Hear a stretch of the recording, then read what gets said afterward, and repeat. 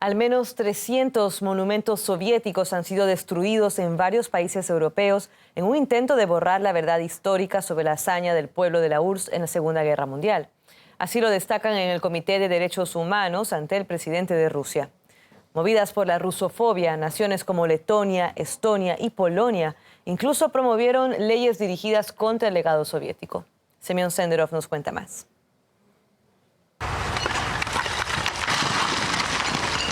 Los intentos de reescribir la historia de la Gran Guerra Patria se han intensificado en los últimos años y una de las herramientas que utilizan las autoridades de algunas naciones europeas es la destrucción de la memoria. Así desmantelaban en Riga el monumento a los libertadores de la Letonia soviética de los invasores alemanes. A pesar de las protestas, con una excavadora destruyeron un símbolo del sacrificio del Ejército Rojo que liberó a la nación de los nazis. De hecho, en Letonia incluso se introdujo una ley que equipara la influencia nazi y la soviética. La norma obligó formalmente a los alcaldes a destruir y borrar cualquier rastro o recuerdo de aquellos soldados que regalaron vida a las nuevas generaciones. Lamentablemente, hoy en día, el efecto de aquella vacuna contra el virus del nazismo empieza a debilitarse. En Ucrania y en los países bálticos se está promoviendo abiertamente la rusofobia y los radicales nacionalistas están levantando la cabeza. Se profanan y se destruyen monumentos dedicados a los soldados del Ejército Rojo que liberaron al mundo de la peste parda. Es más necesario que nunca reforzar los esfuerzos internacionales para contener estas peligrosas tendencias que amenazan los principios fundamentales de la convivencia pacífica entre los estados.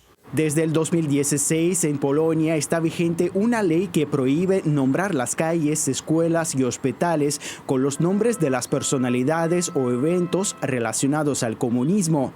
Poco más tarde la legislación fue ampliada e incluyó casi todo tipo de monumentos relacionados con el tema. Pero no se debe olvidar que cientos de miles de militares soviéticos dieron su vida para acabar, entre otros, con el campo de concentración de Auschwitz, liberar Polonia y darle la soberanía que goza hasta hoy en día.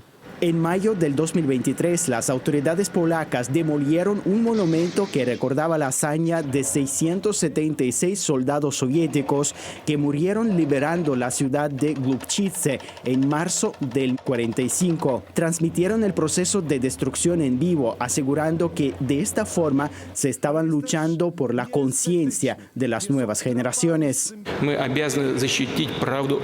Debemos proteger la verdad sobre la victoria. De lo contrario, ¿qué les diremos a nuestros hijos si la mentira, como una plaga, se extiende por todo el mundo?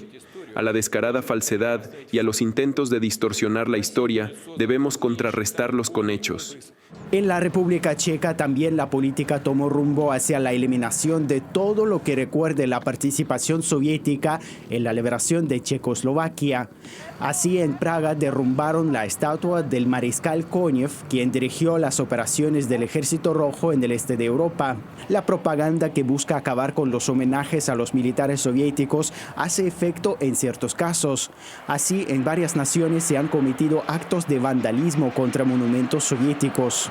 Imágenes como estas llegan de países como Lituania y Bulgaria, entre otros, donde en reiteradas ocasiones, sea con pintura o con martillos, han vandalizado monumentos a las fuerzas de la URSS. En cada ocasión, desde Rusia exigen investigar los actos y castigar a los agresores. Estas políticas contra la memoria del pueblo soviético alimentan la rusofobia y a la par blanquean las atrocidades del nazismo. Tal es el caso de la invitación de un anciano que luchó del lado nazi al Parlamento canadiense, que después tacharon de error. Y precisamente para que los errores no se repitan, es esencial guardar la memoria.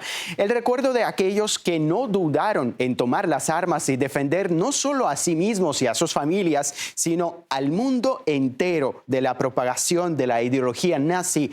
Gracias a sus hazañas, hoy en día seguimos vivos y libres. Tras la derrota de la Alemania nazi, los principales líderes del régimen de Hitler fueron acusados de crímenes de guerra contra la paz y de lesa humanidad y enjuiciados en Nuremberg. No obstante, varios dirigentes militares nazis responsables de la muerte de millones de personas no solo lograron evadir la justicia, sino también seguir su carrera militar en la OTAN. Vamos a conversar de este tema con nuestro compañero Nicolás Trinchero para que nos comente cómo la OTAN acogió a los nazis en sus filas. ¿Qué tal, Nicolás? Carla, bien. Bueno, ya saben que muchos nazis fueron juzgados en Nuremberg, pero no todos.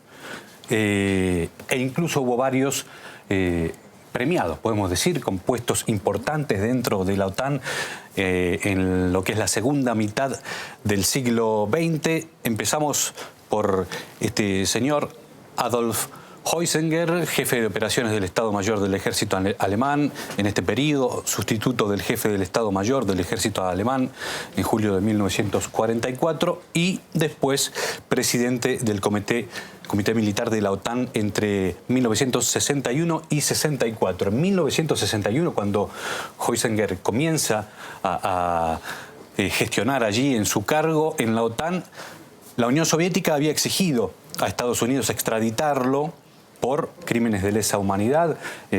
Según en ese momento estaba acusado de organizar ejecuciones masivas de ciudadanos soviéticos pacíficos. Y lamentablemente no son pocos los casos de los nazis que no enfrentaron la justicia. Sí, vamos a repasar uno más y después tenemos un resumen de algunos otros. En principio hablemos también de Hans Speidel, jefe del Estado Mayor, del comandante militar en Francia cuando estaba ocupada por los nazis, y jefe del Estado Mayor del Grupo de Ejércitos B bajo el mando de Erwin Rommel, quien dicen era la mano derecha de Hitler, ¿no? Y después ya finalmente entre el 57 y el 63, comandante supremo de las fuerzas terrestres de la OTAN en Europa Central.